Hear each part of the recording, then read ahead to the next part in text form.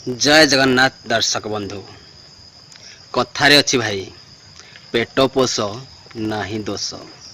सेही कथा को आधार करी आमे भाविलु कि आमे गोटे ठिका संस्था आरंभ करिबु।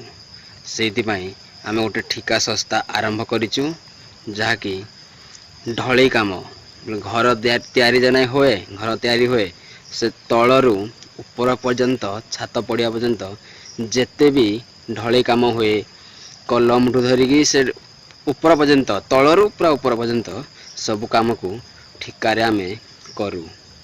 सेतिपाई आमे भाविलु कि बहुत भाई भौणी जानी नाहंती, से माने लेबर पाई बहुत हैरान हो जाती।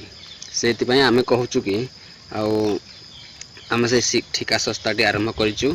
आमर ठिकनाटा हैला अनुगुल जिला किशोर नगर ब्लॉक तालपदर ग्राम रे। ए तले नंबरटा दिया है, ए नंबर रे कॉल करि परिबे। ये धनी हेबा पाई नुह, दिउली दी मुठा पेट को खाइबा पाई ए कर्म। सतरे भाई केही दिन मजूरिया काम करी केबे भी धनी हेई परिबोनी कि बड़ लोक हेई परिबोनी।